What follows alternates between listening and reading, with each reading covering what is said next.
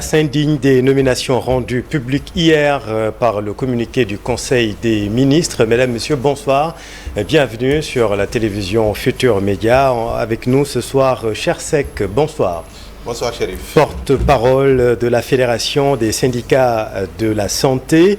Avec nous également le docteur Amadou Sow. C'est bien Amadou, bonsoir. Bonsoir, Chérif. Merci. Bonsoir à mon co-débatteur Chersek. Oui. Et bonsoir à tous les Sénégalais. Merci d'avoir accepté notre invitation. Vous êtes le coordinateur de la cellule de communication du ministère de la Santé et de l'Action sociale. 9 directions de certains établissements publics de santé ont changé de patron. Chersek, ces changements vous laissent perplexe. Vous parlez même de népotisme. Pourquoi dites-vous cela? Vous me permettez d'abord de saluer Dr Amadou, qui représente le ministère de la Santé, mais aussi saluer l'ensemble de vos téléspectateurs et à travers les différentes plateformes, c'est ce qui nous regarde. Et en même temps, saluer mon secrétaire général de la centrale, Cheikh Diop, ainsi que l'ensemble des secrétaires généraux de la Fédération des syndicats de la santé qui m'ont donné leur parole, en tout cas de parler à leur nom et au nom des travailleurs de la santé et de l'action sociale. Comme vous l'avez dit, vous savez, on est dans une administration publique où vous êtes libre sur la base, parce que nous tous nous sommes entrés dans cette administration par voie de concours, malgré nos diplômes d'État. Et que l'administration avait ses règles de fonctionnement basées sur le mérite, mais basées aussi sur la compétence. Et nous avons constaté que depuis presque des décennies, c'est la politique qui est en train de parasiter notre administration. On a commencé à en souffrir avec l'arrivée d'Abdoulaye Wade. Ensuite, ça s'est accentué avec le président Macky Sall. Mais ce qui se passe ces temps-ci, c'est devenu beaucoup plus grave que les années antérieures. Ces temps-ci, ça veut dire sous le régime actuel? Sous le régime actuel, c'est ça la vérité. Vous savez, quand on est un fonctionnaire de l'État, si vous regardez les notes de nomination, si vous sortez les personnes, en tout cas, qui sont sur ces notes, il y a peu qui ont des matricules de solde. Matricule de solde. C'est une importance. Pour certains, on a dit titulaire de. Oui. Par exemple, moi, je suis physiothérapeute, peut-être je suis dans un domaine bien précis, bien je suis infirmier, on me dira infirmier d'État. Parce que c'est comme ça qu'on m'a recruté dans la fonction publique. C'est ça qui est la logique. Mais regardez toutes ces personnes, pour l'écrasante majorité, n'ont même pas de matricule de solde. Certains même ne sont même pas dans l'administration publique, ils sont dans le privé. Quand nous avons choisi, nous, d'être dans cette administration publique et de souffrir avec des salaires de misère et de nous sacrifier avec des conditions de travail difficiles, ces gens-là avaient choisi d'être dans des activités privées.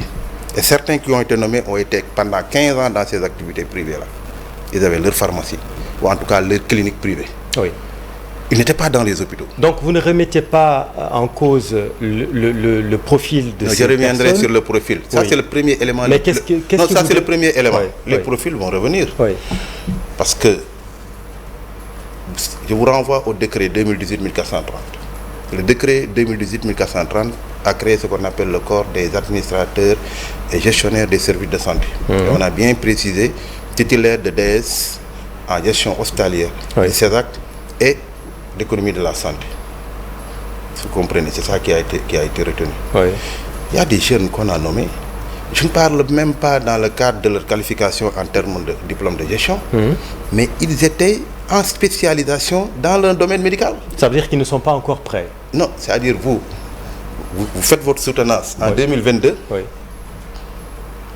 doctorat en médecine, vous n'avez même pas le temps de faire vos 2 ans de spécialisation, et on vous nomme directeur d'hôpital. Donc ces personnes, pour vous, ne sont pas légitimes? Non, mais la légitimité, parce qu'il faut revenir à ce que les gens nous avaient vendu. Ils nous avaient dit que les postes, pourquoi nous avons mené le combat? C'est pour qu'il y ait l'orthodoxie, parce qu'on ne peut pas se battre sous le magistère d'Abdoulaye Wade et de Macky Sall, et que ces gens-là, quand ils se battaient, ils nous disaient que maintenant les postes vont être mis en compétition. Pourquoi les gens ont peur des compétitions? Alors le retour à l'orthodoxie, c'est un élément de langage qu'on entend beaucoup avec ce régime. Est-ce que vous pouvez nous parler, vous revenir sur les critères de nomination, Dr Amadou Sow? Merci beaucoup pour cette question. Moi, je pense qu'il faut l'analyser sous l'angle de la légalité. Quand on parle d'orthodoxie, le fondement ou le fil conducteur, ça doit être les textes réglementaires du pays. est-ce que l'acte qui a été pris par le président de la République respecte la réglementation qui est en vigueur? C'est oui. Dès cet instant, chaque individu peut avoir son interprétation, peut avoir son souhait. Mais moi, en tant que quelqu'un qui réfléchit, si je dois analyser un acte, mon fil conducteur, est-ce que c'est légal ou pas? Oui. Si on revient sur ces nominations, c'est légal parce que le texte en question qui légifère par rapport à ça parle de la personne doit être de la hiérarchie A ou assimilée. Oui. Maintenant, le fait, je vais revenir maintenant sur le profil, même si nous voulons de ces personnes-là. Allez-y, parce mais que c'est important. Mais je continue sur les critères. Le profil de ces personnes-là, c'est des personnes qui ont un diplôme qualifié sur un domaine, que ça soit en médecine, en pharmacie, en économie ou autre. Oui. Et le plus souvent, vous verrez sur les nominations qu'il y a un master, soit en management ou bien en management en gestion des établissements publics de santé, des établissements de santé. Troisième élément, il faut qu'on s'en réfère à ceux qui ont devancé dans ces nominations. Il y a un premier lot qui était passé. Mais actuellement, ces premières nominations, les éléments qui étaient concernés font partie de ceux qui sont cités en exemple. Je peux citer le médecin qui est actuellement directeur de l'hôpital de Kolda, oui, qui est cité en matière d'analyse comptabilité analytique. Oui. Il y a le médecin qui est à Roi-Baudouin. On peut citer un nombre assez important, oui, de médecins ou d'autres profils qui ont été responsabilisés récemment et qui sont en train de relever le défi. Maintenant, s'il faut revenir sur appartenance à la fonction publique ou pas, est-ce qu'on est en train de dire celui qui n'avait pas la chance d'intégrer la fonction publique, qui ne peut pas recruter tout le monde. Nous sommes 18 millions de Sénégalais. Absolument. La fonction publique ne fait pas 500 000 personnes. Est-ce que pour servir le pays, il faut à la base avoir été dans la fonction publique ou bien est-ce qu'on compte sur toutes les compétences? Moi qui vous parle actuellement, je suis le coordinateur de la cellule de communication, mais j'ai fait peut-être le privé. Oui. Et aujourd'hui même, j'ai reçu le message d'un jeune médecin qui me dit que si vous pouvez, si vous voyez une place à la fonction publique, moi je veux quitter le privé qui est difficile pour aller dans le privé.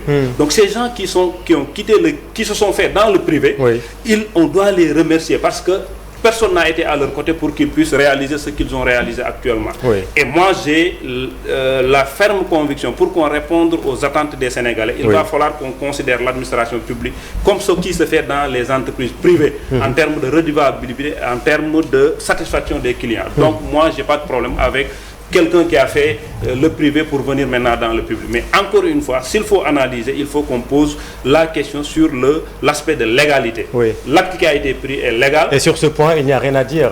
Non, il y a quelque chose à dire, oui, Chérif. Oui. Quand on dit, pour être à ce poste de directeur, il faut être fonctionnaire de la hiérarchie. Est-ce que vous pouvez prendre un commissaire de police, le nommer un directeur d'hôpital? Il parle de légalité. C'est, oui, vrai, c'est légal. Oui, mais ça n'a rien à voir. Non. Je donne un exemple. Oui. J'ai dit, s'il parle de hiérarchie A, est-ce qu'aujourd'hui le ministre a pris un commissaire de police pour le nommer directeur d'hôpital? Non. Pourquoi? Est-ce qu'aujourd'hui, lui, en tant que médecin, oui, non. On peut répondre. On peut répondre sur ça. On peut répondre. Oui. Effectivement, on parle de hiérarchie A, c'est un corps de métier ou en tout cas une classe qui est là. Oui. Ceux qui ont été pris, ils sont médecins, ils sont pharmaciens, ils sont d'autres catégories socio-professionnelles, mais ils répondent à ce critère de hiérarchie A. Maintenant, est-ce qu'on va prendre un commissaire de police? Est-ce qu'il y a un commissaire de police qui a candidaté pour devenir directeur d'hôpital? Est-ce qu'il y a un commissaire de police qui est parti faire management des établissements de santé? Non. Vous avez parlé de légalité. Vous avez parlé de légalité. Allons dans ce sens de légalité dont vous parlez. Oui. Même dans le domaine médical. Moi, j'ai mon domaine de spécialité. Vous avez votre domaine de spécialité. Absolument. Et pourtant, dans le cadre de notre formation générale, on a appris pratiquement pas mal de maladies. Absolument. Est-ce que vous comprenez? Absolument.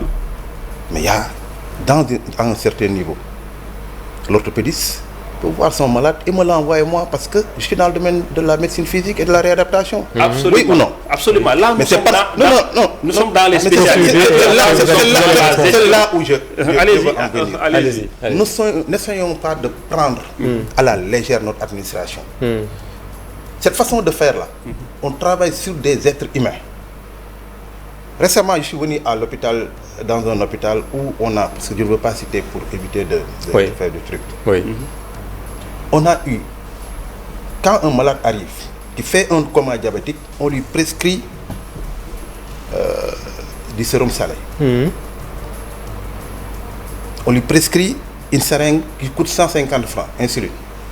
On lui prescrit même des bandelettes pour tester. C'est d'une extrême gravité. Oui. Vous savez, quand quelqu'un n'a pas vécu ce que nous avions vécu dans le système de santé, je ne dis pas dans le cadre. Et reviendrons sur ces profils-là. Par rapport à ça, vous avez dit. Laissez-le terminer. Vous me coupez. Oui, allez-y. Il a dit, avant, les directeurs d'hôpitaux étaient formés à Lyon, en France. Oui. Les premiers. Oui. Les hauts cadres. Oui. Après, il y a le CESAC qui a ouvert. À une certaine période, le concours était très sélectif. C'est ça la vérité. Très sélectif. Quand les gens se sont rendus compte que pour beaucoup, ils n'étaient pas en mesure, parce que c'était un concours africain. Moi, j'ai fait ce concours. Oui. C'est pas pour me glorifier, mais ici au Sénégal, ses collègues étaient là. Moi, je suis sorti premier ici au Sénégal. C'est un concours africain. Je suis de la deuxième promotion du CESAC. Oui. En tant qu'administrateur hospitalier. Je ne le dis pas parce que je veux un poste. Mais est-ce que vous vous sentez frustré? Non, c'est pas la frustration. Non, je sens un peu de frustration. Non, c'est pas de la frustration. Je veux. Par rapport aux profils qui ont été nommés. C'est des questions de choix. Et votre expérience et peut-être pour l'expérience d'autres personnes aussi. Quand on entrait dans la fonction, je vous dis, nous ne sommes pas entrés par effraction. Ni le président de la République, ni le Premier ministre. Ils sont entrés par voie de concours. Moi, mon premier poste d'affectation, c'était à Tambacounda. Où, à cette période, l'oncle Circo faisait des ravages. La bilharziose ici faisait des ravages. Oui. La méningite faisait des ravages. Pourquoi on a éradiqué tous ces gens de ce genre? Tout à fait, absolument. Il faut équilibrer. Oui, je il n'y a pas d'équilibre parce que vous m'avez terminer. coupé tout à l'heure. Vous avez parlé de profil tout à l'heure. On revient sur ces profils. Oui. J'ai parlé tout à l'heure. Avant de revenir sur les profils, laissez-le répondre quand même sur ces points. Allez-y. Je pense qu'on est en train de faire un amalgame sur cette question-là. Je m'explique. Quand on parle de seringue qu'on a prescrit ou de, je ne sais pas, quelque chose qui est... C'était un exemple. Hein, mais est-ce que ça... Est-ce qu'il y a un lien entre le profil du directeur d'hôpital et le fait qu'il y a ces éléments qui manquent? Qui est mieux placé que le médecin ou le pharmacien qui connaît le diagnostic, le degré d'urgence, pour savoir que dans un service d'urgence, on doit avoir un service d'urgence, on doit avoir tous les éléments. On va parler du système sanitaire et des défis parce que bon, c'est quand même une question importante. Là, j'aimerais qu'on avance et termine un peu sur les nominations parce que sur le système sanitaire aussi, j'aimerais profiter de la présence de spécialistes pour en parler parce que là, il y a des choses à dire. Absolument, absolument. Allez-y. Maintenant, je disais que maintenant, si on vient pour dire par rapport à toujours ces profils de ceux qui ont été choisis pour diriger les hôpitaux là, est-ce qu'il va falloir nécessairement être dans la fonction publique? Là, je dis, est-ce que le diplôme dont il parle là, le CESAC, la fonction publique sénégalaise a dit, pour être directeur d'hôpital, il faut venir avec un diplôme de CESAC. Moi, je connais parmi ceux qui ont été... Vous voulez que je vous réponde? Je n'ai pas besoin de votre réponse quand il dit qu'il y en a qui n'ont pas de matricule de solde, il n'y a que ça. J'ai dit vendre des médicaments pendant 15 ans. Les gens étaient dans ce système. Je vous ai expliqué ce que les gens ont fait dans ce système. Et ils sont plus diplômés que dans la matière de gestion et d'administration. Prenez quelqu'un qui est dans le privé, qui a choisi d'avoir sa propre clinique. Et qui pas empêché d'avoir une clinique. Allez-y, docteur. C'est pas empêché d'avoir une clinique ou une officine de pharmacie. À un certain moment, on peut rediriger sa carrière. Ça, c'est possible. Et la loi l'a prévu clairement. Je ne veux pas personnaliser, mais je peux vous donner des cas de personnes qui ont commencé par le public pour finir dans le privé et vice-versa. Je dis, par rapport au diplôme, dans la fonction publique, on ne te dira pas que pour être directeur d'hôpital, il faut amener le diplôme de l'école qu'il a cité. Je connais d'autres directeurs, parmi même ceux qui sont changés, qui ont peut-être ce diplôme d'une autre école. Donc pour moi, le débat n'est pas là-bas. La légalité, on l'a, les profils répondent, ils ont la confiance de celui qui a cette compétence, ce pouvoir régalien, et sur le terrain, ceux qui ont devancé sur ce poste-là sont en train de faire leur preuve. Et c'est le ministre qui a proposé ces personnes. Effectivement. C'est le ministre lui-même. C'est le décret, c'est le président qui a le pouvoir de nomination. Absolument. Sur proposition le président n'épluche pas les CV, on les propose des gens, on le sait. Effectivement. Mais c'est sur la base de CV, sur proposition du ministre de la Santé, qui respecte encore une fois la réglementation qui est en vigueur. Cher Seck, revenons sur ces profils-là dont on parle. Ils ne m'ont pas laissé tout à l'heure continuer. Qu'est-ce qui a amené cette voie de contournement à une certaine période? Parce qu'on est dans une administration publique. Les gens ont voulu créer leur propre école ou je ne sais pas, un centre de formation en matière de management, de gestion. Mais la plupart des diplômes, qui sont même universitaires, la plupart du temps, pour que ça puisse être validé, lui il est médecin. sait très bien qu'il y a le CAMES qui est là. À une certaine période, ça a été fait. Et on a vu même... Ça aussi, c'est un amalgame. C'est un amalgame. Alors, le CAMES, c'est l'enseignement universitaire. Oui. Ici, c'est l'ANAQ-Sup qui donne des habilitations et des accréditations. Je te dis pourquoi vous faites de l'amalgame. Oui. Vous êtes en train de confondre le rôle de l'ANAQ. L'ANAQ, qu'est-ce qu'il fait? De l'accréditation. On accrédite. Effectivement. Il ne faut pas confondre l'accréditation et l'homologation. C'est vous qui êtes en train de faire habilitation et c'est par arrêté du ministre en charge de l'enseignement supérieur qui donne l'habilitation. Laisse-moi continuer. Effectivement, je suis d'accord avec vous. C'est l'accréditation. L'habilitation, c'est le ministre qui est en charge de l'enseignement supérieur qui donne par arrêté habilitation. Ça, c'est de l'évolution en tant qu'ancien membre de l'Ordre national des médecins du Sénégal. Quand on vous donne, c'est que vous êtes de l'ANAQ, quand on vous donne l'autorisation de former, est-ce que le diplôme que vous sortez, que vous délivrez, impérativement, c'est un diplôme qui peut faire valoir à un emploi au niveau de l'administration. Alors, cher, pour revenir, si vous permettez, parce qu'il faut possible. Alors, on va. Et vous le savez pertinemment. C'est la même situation que les sages-femmes et les infirmières sont en train de vivre avec les écoles de formation. Oui. Donc, n'essayez pas, et nous sommes devant une télévision, de parler du rôle de l'ANAQ et de ce que c'est une homologation et une accréditation. C'est pas notre sujet. C'est pas notre sujet, monsieur. Maintenant, sur le profil, pour essayer d'avancer. Est-ce qu'il peut lui nous reconnaître? Est-ce qu'il peut nous reconnaître lui-même? Je pose une question. Je vous ai entendu parler presque de branle-bas de combat. Voilà, si on ne revient pas sur ces nominations, c'est bien cela. Qu'est-ce que vous comptez faire aujourd'hui, puisque les nominations ont été faites? Parce que quand quelqu'un vient pour apprendre, qu'est-ce qu'il fait? Il C'est- s'appuie sur des gens qui sont dans le système et qui connaissent. Ces directeurs Non, viennent pour attendez, vous apprendre. pensez que vous avez votre compétence avec l'expérience, Oui. on vient vous mettre quelqu'un au-dessus de vous et que vous allez travailler pour lui. Ça veut dire Vous nous quoi? créez dem suñu liggéey, toog si lu ñuy toog. Chérif. Ça veut dire, non mais laissez-le terminer sur Parce ce que point. le système ne peut pas appartenir à un groupe. Oui. C'est là le danger. Je n'ai jamais voulu entrer dans ces gens, mais c'est ce qui se passe. Aller dans toutes les directions régionales de la santé. Oui. Est-ce qu'aujourd'hui, c'est eux-mêmes qui ont la compétence ça, uniquement de pouvoir les c'est diriger? Ça veut dire quoi? Vous allez refuser de vous soumettre non, on est dans à l'autorité de ces personnes nommées quand même? On est dans un ministère de la Santé où il y a 18 corps. Chaque corps a son importance, il le sait très bien. Très bien. Chaque corps a son importance. Maintenant, la différence, on a demandé à tout un chacun, si vous voulez être ou atteindre cet objectif, allez étudier. Alors, les gens l'ont fait. Oui. Tout à l'heure, il a dit que dans le décret, allez lire le décret 2018-1430. Alors, on va C'est bien libellé. C'est bien libellé. Oui. DES en gestion des services de santé et on a mis ces actes. On n'a pas mis autre chose. Oui. Autre question Si on a mis d'actualité, autre chose, vous me le pour dites. essayer d'avancer un tout petit peu dans un autre registre, la transformation du système sanitaire à l'horizon 2030, c'est l'ambition du gouvernement Dr Amadou Sow, avec le pari d'un avenir où chaque Sénégalais bénéficie d'un système de santé et d'action sociale équitable, permettant et performant et résilient, a dit votre ministre Ibrahima Sy lundi dernier. Sur le plan opérationnel, comment comptez-vous vous y prendre? Bon, merci pour cette question. Ça nous permet d'avancer. Je pense que ce qu'il y a de plus important pour les Sénégalais qui sont en train de nous écouter, savoir là où nous voulons en aller avec eux. Donc effectivement, comme vous l'avez si bien dit, ce qu'il faut retenir, il y a un changement de paradigme au niveau de la gestion même du système de santé. À plusieurs niveaux. Le premier niveau, c'est que nous voulons quitter le volet curatif. On était trop focus sur maladie pour maintenant être dans la prévention. L'autre changement majeur qu'on a dans le système de santé, c'est maintenant aussi la considération même de la santé dans toutes ses dimensions. Si on prend les déterminants de la santé, le système de santé où le ministère ne gère que 11%. Les 89% qui restent, c'est géré par d'autres secteurs. Donc c'est pourquoi on parle maintenant de la politique, la santé dans toutes les politiques. Donc ces deux changements majeurs seront accompagnés par un changement dans la gouvernance, parce que nous reconnaissons tous qu'il y a un problème dans la gouvernance au niveau du secteur de la santé.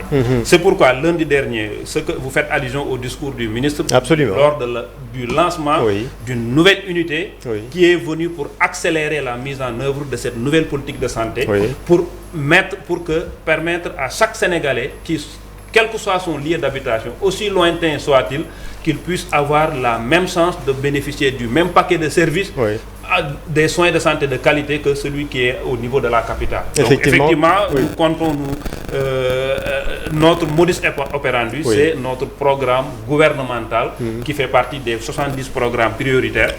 On l'a appelé couverture sanitaire universelle. Il y a 6 projets à l'intérieur, donc que sont le relèvement du plateau technique, on va parler de la construction des hôpitaux et autres, le renforcement des ressources humaines, mais aussi, comme je vous ai dit, la santé dans toutes les politiques, c'est un projet. La lutte contre les maladies non transmissibles, parce qu'il y a un changement une transition épidémiologique. On n'est plus comme uniquement guetté par les maladies transmissibles. Oui. Il y a aussi le projet gouvernemental de l'assurance maladie universelle, parce que aussi les Sénégalais vous disent toujours santé de cher. Effectivement, il faut qu'on trouve un mécanisme qui leur permette de bénéficier de ces soins. Oui. Il y a aussi la relance du secteur, la production locale de médicaments. Ça, c'est un projet sur lequel nous sommes partie prenante, mais c'est géré par un autre ministériel, en l'occurrence le ministère qui a en charge de l'industrie. Oui. Il y a aussi la digitalisation, sur laquelle notre objectif, c'est vraiment à date issue qu'on puisse quitter actuellement. Et 6 projets majeurs ont été lancés 6 projets concernant majeurs, dont la digitalisation. Au total, c'est 8 projets. Oui. Les 6, c'est géré. Nous avons le leadership en tant que ministère de la Santé. Alors, les 2 autres, c'est logé dans 2 autres ministères. Alors, cher, tout cela dans ce que le ministère appelle la Delivery Unite. Je pense que le nom est assez sexy quand même. Que pensez-vous de cette nouvelle dynamique? Non, mais c'est des vœux. Hein. Je pense qu'il y a beaucoup plus de vœux. Parce que ça, on voulait quelque chose. Il faut se doter des moyens. Je lui demande d'aller au niveau des comptes de la santé. Les comptes de la santé, c'est-à-dire le financement du secteur de la santé. Oui. Le dernier qui a été validé, on était presque à 900 milliards en termes d'argent qui est utilisé dans nos structures sanitaires. Vous savez quelle est la part contributive de l'État sénégalais? 21%. C'est pas moi qui l'ai dit, c'est eux-mêmes qui l'ont dit.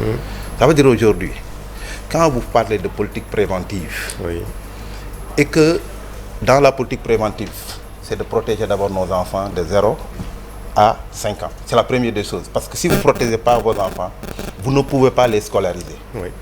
Et vous ne pouvez pas, demain, former l'élite. Mais est-ce que c'est le gouvernement du Sénégal qui achète nos vaccins? Est-ce que la logistique qui est utilisée dans les postes de santé les prix reculés, en allant à Missira Sirimana, à Dantila, Missira Dantila, dans le Khosanto, à Kédougou, dans le Salémata, ce sont des bailleurs qui les financent. Vous avez vu récemment comment Trump s'est levé un bon matin en disant qu'il ne va plus financer. Mais ça veut dire que c'est ce qui nous donne l'argent là pour acheter nos vaccins. Il suffit qu'ils ferment, ça va être la catastrophe.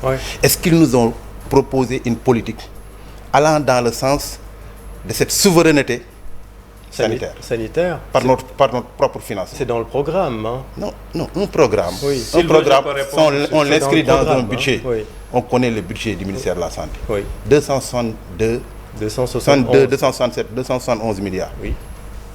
Vous savez la part qui est allouée aux hôpitaux? C'est combien? Sur les 200 et quelques milliards. Ça ne fait même pas 30 milliards. Oui. À partager pour 45 établissements publics de santé. 45. Ils vont se partager les 30 milliards. Oui. Beaucoup de structures ont des budgets de 10 milliards. Oui, vous leur donnez 2 milliards. Cher, sur la nouvelle dynamique et le nouveau programme qui vient d'être lancé, parce que moi, la théorie, vous faites des constats. Moi, je suis un praticien. Je vous parle en tant que praticien. On connaît aussi les problèmes qui sont chroniques. On est tous d'accord là-dessus. Je suis d'accord. Mais aller dans les structures publiques. C'est pour ces raisons que... Il faut aller effectivement aller dans les structures publiques pour s'en rendre compte. Je vous dis. Allez voir le P10. C'était au temps où Diène Farbassar était d'âge du ministère. Albert Sarol c'est des choses qu'on répète parce que ce sont les mêmes personnes qui sont dans le système depuis plus de 30 ans. Chaque régime nous a et ce sont eux qui élaborent les mêmes sur trucs. Ça, on peut répondre rapidement. Mais sérieux, il faut équilibrer le débat. Allez-y, Amadou, on vous a laissé. Allez-y, parce que vous vous sentez peut-être en cours d'argument. Il vous manquait juste votre PowerPoint. Non, vous avez on l'a laissé tout à l'heure, il a tellement déroulé. C'est parce qu'il sent que les arguments, il ne peut pas. Allez-y, il ne nous reste plus beaucoup de temps. Parce que moi, je vous parle en tant que praticien. Moi, ce qui m'intéresse, un malade arrive dans un hôpital. On le prend en charge. On le prend en charge. On n'a pas le droit de lui prescrire quoi que ce soit. Maintenant, le malade, la santé n'est pas gratuite. Quand on lèvera l'urgence, le malade doit être en mesure de pouvoir payer. Est-ce que ça existe dans nos structures? C'est ça le véritable problème. Et les autres éléments, ils parlent d'infrastructure. Quand vous construisez, avec le président Macky Sall, Combien d'infrastructures ont été construites ici au Sénégal? C'est presque plus de 200 milliards qui ont été investis. Mais au moment où on investissait sur les ciments, béton, fer, on a oublié l'élément le plus fondamental. Ce sont les ressources humaines. Oui, le capital humain. Est-ce que vous comprenez? Même à l'INDSS, on est resté 5 ans sans pour autant former des infirmiers d'État. C'est d'une extrême gravité. Mais quand les gens sont venus, est-ce que vous ne voyez pas seulement le problème sanitaire sous le prisme syndical? Non, ce n'est pas le prisme syndical. Nous le vivons. Chérif, demain j'ai convoqué mes malades. Chaque matin, je suis à 6h30 chez moi, à l'hôpital, au service de médecine physique. Allez demander. Ce que je dis, je le vis. C'est différent de celui qui a ouvert sa pharmacie et resté là-bas pendant 15 ans. C'est nous qui vivons les problèmes des hôpitaux. C'est nous qui travaillons dans ces hôpitaux-là. Arrêtons de politiser. Les gens peuvent choisir de ne pas faire de la politique. Ils ont choisi de servir l'État. Et il y en a en pagaille qui aujourd'hui ont des compétences, je ne parle pas de moi, plus compétents que moi, qui sont dans ce système-là. Mais les notes, on a enlevé combien de directeurs? Et qui sont laissés, par exemple... on a envoyé 4 directeurs. Le professeur Salif Diop qui quitte le centre de transfusion sanguine, j'ai vu que ça a fait beaucoup parler aussi. Mais je vous dis, qu'est-ce que... Bon, on a enlevé quelqu'un à l'hôpital de Dantec. Oui. On revient finalement sur les nominations. Je n'ai pas voulu entrer de façon... Moi, je donne des exemples.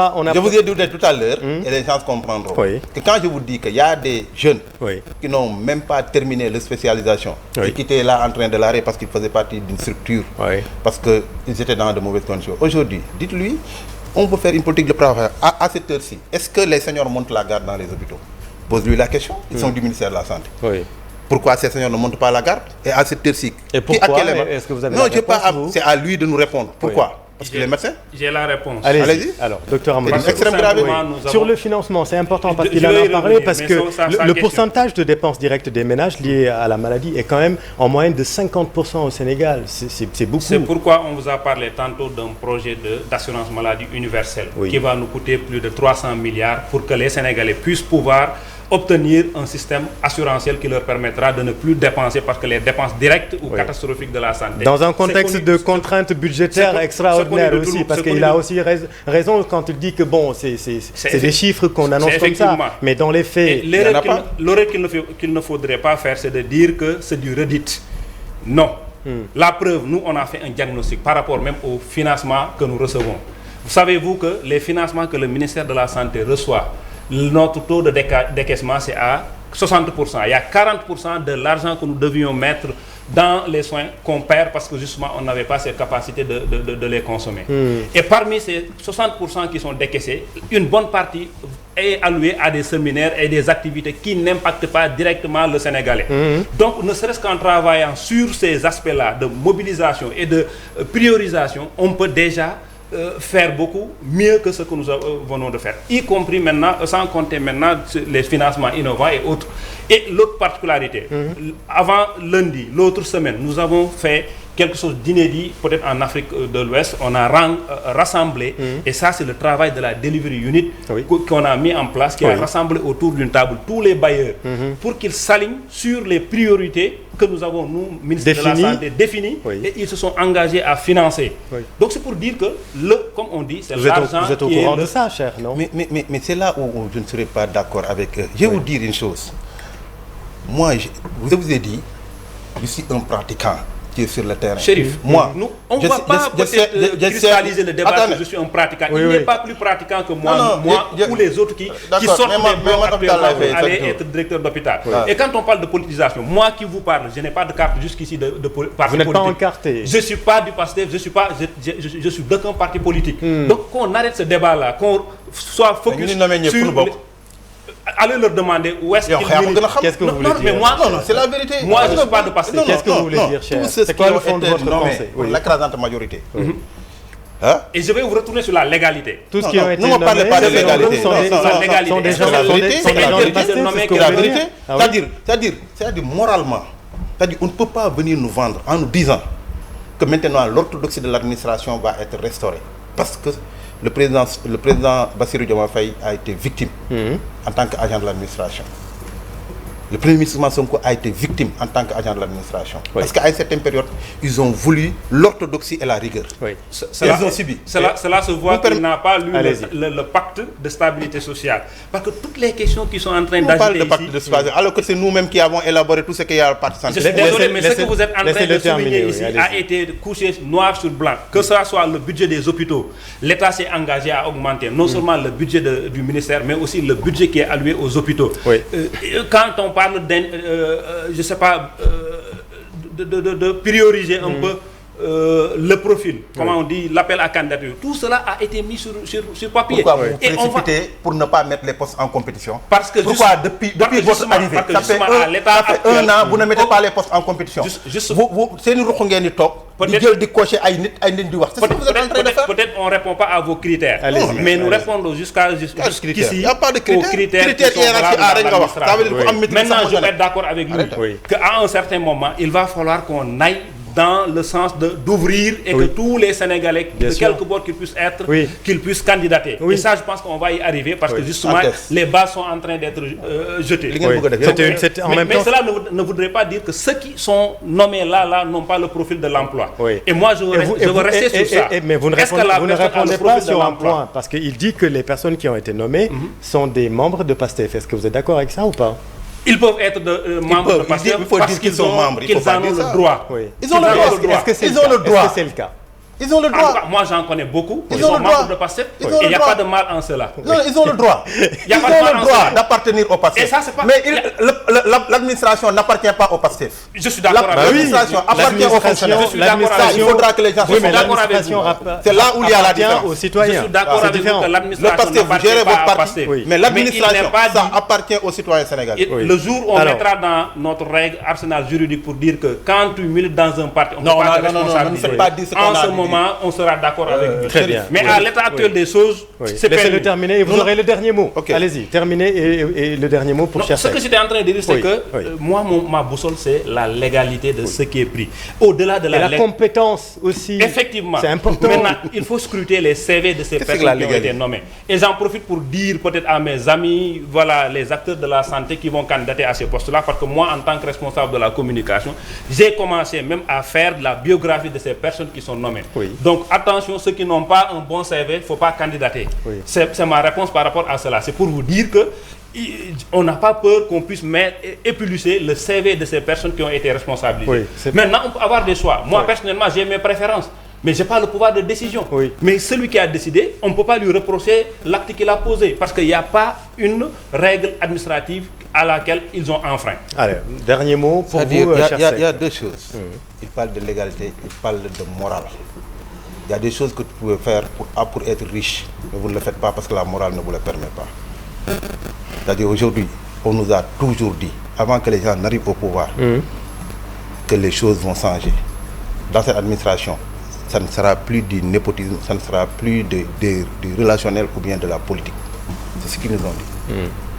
Mais aujourd'hui, ce qu'ils sont en train de faire, il n'y a pas eu de changement sur ce point précis. Et pourquoi les Sénégalais sont battus? Pourquoi il y a eu beaucoup de morts? Il y en a qui ne sont pas de PASTEF. Le combat que j'ai mené, vous le savez pertinemment. Au moment où on se battait, demandez au président Diomaye. Il était au Cap Manuel. Je ne restais pas 15 jours pour venir là-bas au Cap Manuel. C'est nous qui avons formé Ars sur nos élections. On n'a pas même violation du secret médical. Non, quel secret médical? Vous parlez de vous étiez tout le temps au Cap Manuel. Non, pas en visite. Visite. Parce que non, je ne viens pas. C'est pour te dire que il sait très bien que parce qu'on avait des personnes qu'on avait arrêtées qui étaient là-bas. Parce qu'ils étaient dans le combat qu'on menait. On ne le menait pas parce qu'on voudrait changer pôle. À quel titre? Agent de santé qui était dans le combat politique. Oui. C'est ça. Les gens non, attendez, le combat on a mené. Va aller voir dans vos archives dans Arso Élection. Quand toutes ces personnes-là étaient en prison, Macky interdisait toutes les manifestations. Nous étions les premiers à organiser une manifestation ici. Le premier point de presse qu'on a organisé, la partie Wolof, c'est moi-même qui l'ai fait. La partie française, c'est le professeur Gueye qui l'a fait. Nous sommes allés jusqu'à Salémata parce qu'on voudrait que ces élections-là se tiennent. Que les choses changent. Pourquoi on se battait? On a dit, nous, notre préférence, ce n'est pas de venir dire à Cheikh Seck, tu m'as soutenu politiquement, je vous donne un poste. Je dis à Cheikh Seck, même si vous m'avez soutenu, ça c'est le don de soi. Maintenant, on va mettre les postes en compétition. C'est ce que nous demandons. Et pour l'instant, nous ne demandons pas. Attendez, vous me permettez. Vous me demandez, nous n'avons pas demandé de nous faire des faveurs. Mais nous n'avons pas peur de la compétition. Merci beaucoup. Pourquoi? S'ils sont courageux, ils n'ont qu'à mettre les postes en compétition. C'est ça qu'on leur demande. Je suis d'accord avec lui. Je pense que les gens vont aller dans ça. Parce que moi, je suis un défenseur acharné de la culture, des compétences. Absolument. Il faut qu'on arrive à cela pour qu'on puisse vraiment relever et de la compétence, on en a besoin. Absolument. Et maintenant, s'il faut revenir sur les faits, ceux qui ont été responsabilisés, ils sont en train de donner satisfaction aux populations. C'est bon. Ils viennent d'être nommés. Il y a une première vague. C'est son avis. C'est son avis. Non, c'est son avis. C'est son avis. Merci beaucoup, cher Seck. La mission d'un hôpital, c'est pas de faire des bénéfices. Les gens, ils confondent entre notre mission d'assurer la continuité du service et de prendre en charge correctement que de dire que j'ai des recettes de 100 millions ou 200 millions. C'est là où on parle, chaque fois qu'on parle de comptabilité analytique, est-ce qu'en matière, quand il était à la fac, on lui a appris la comptabilité analytique? C'est pas de l'argent qu'on a demandé aux gens de chercher. C'est de faire en sorte que les populations... On va nous inviter pour parler maintenant de cette question. Mais justement, on va discuter. Je vous invite un débat sur la gestion de la gouvernance du secteur et particulièrement des hôpitaux. Mais ce sera avec votre ministre en revanche. Absolument, il n'y a pas et on va créer un grand plateau. Nous lui lançons d'ailleurs une invitation en direct pour faire cette émission parce que c'est extrêmement important. La santé, elle est importante et l'accès aux soins est très difficile dans ce pays et ça ne date pas d'aujourd'hui aussi cher, il faut le dire. Merci beaucoup, cher Seck, porte-parole de la Fédération des syndicats de santé. Et merci beaucoup à vous, docteur Amadou Sow, coordonnateur. Merci Chérif et merci à mon grand cher. Oui, je pense qu'on peut se donner... Vous pouvez vous donner la main? Non, on n'a jamais eu de problème. Ben voilà. Exactement. Merci à vous, chers téléspectateurs. Restez sur TFM. Vous êtes au bon endroit. Bonne soirée. Merci.